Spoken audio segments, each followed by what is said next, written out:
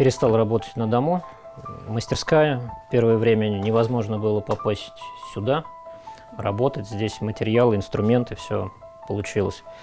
Магазина своего нет, в рознице не торговал, я имею в виду через магазины какие-то, с этим проблем, в общем, не возникало. А вот интернет-продажи, слава богу, они продолжали заказы поступать.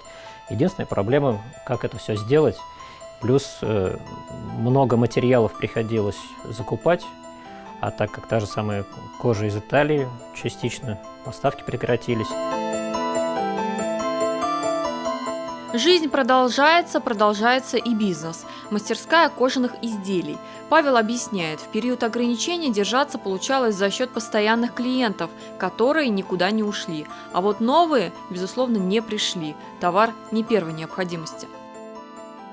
Бизнес без разницы, самозанятый там или у тебя предприятие, это все равно определенный риск. И этим занимаются как бы люди, которые решили принять этот риск. Вся проблема с пандемией, скажем так, не от того, что у людей денег нет, а то, что неопределенность. О своем решении стать самозанятым он не жалеет. Говорит, все легко, но есть нюансы. Налог платится, исходя из фактически полученных доходов. Соответственно, в конце квартала не нужно бегать и искать, чем платить. Так было до эпидемии, а после – как платить с дохода, которого нет. Чтобы пройти вперед, государство повернуло назад. Налог за 2019 вернули, чтобы было чем платить за 2020. И это плюс. Вопросы, правда, все равно остались. Главной проблемой самозанятые называют выплату кредитов. Трудность в том, что справки о доходах, которые они могут получить через сервис «Мой налог», банки не принимают. Самозанятые не могут подтвердить, что их доход уменьшился на 30%, поэтому не могут рассчитывать на кредитные каникулы. До пандемии я занималась как раз производством предметов интерьера из дерева и, соответственно, расписывала их вручную. Но все изменилось, потому что это стало, я не могу сказать, что не востребовано, просто у людей фокус внимания сместился на другие вещи. Когда все закрыли, и мы все сели дома, и все дети всего мира сели дома, первая потребность у родителей была в том, чем занять ребенка. Вот так Ксения быстро сменила дерево на краски, но кривая дохода все равно скатилась вниз, причем ощутимо. Прибыль уменьшилась вдвое, но это лучше, чем абсолютный ноль. И лучше, чем сидеть и бояться. Возвращаться в тень она все равно не собирается. Это какой-то минимальный доход сейчас, чтобы помогать супругу справляться с оплатой счетов, покупкой продуктов и так далее. На тот уровень дохода я уже не вышла. На что еще не могут рассчитывать самозанятые? На больничный. В случае ковида получить материальное возмещение они не смогут. Но пока для этого бизнеса остро стоит другой вопрос – аренда и накопленные долги. О поддержке в Татарстане на неделе рассказала Ильяна Пахарева в онлайн-конференции с Владимиром Путиным.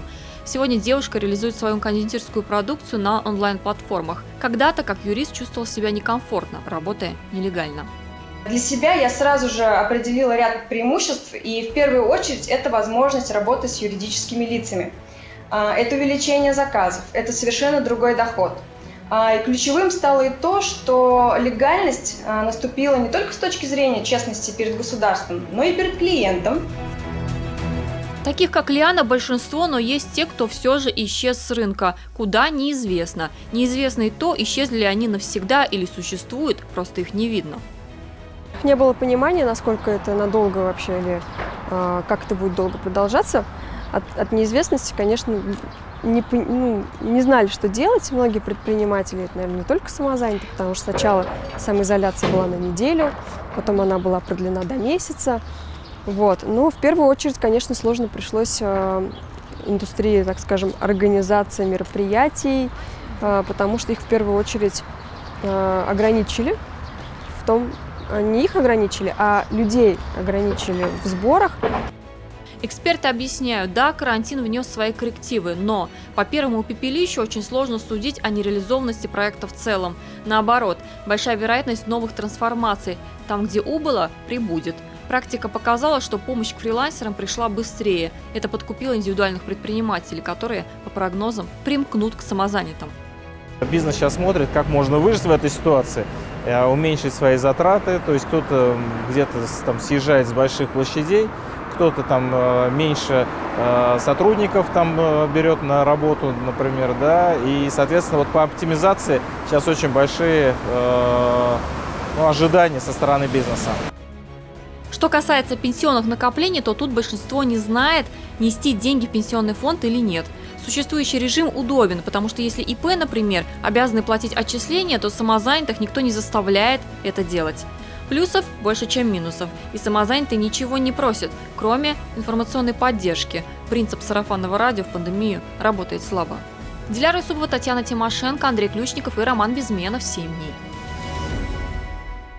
Все выпуски программы «7 дней» смотрите на YouTube-канале ТНВ.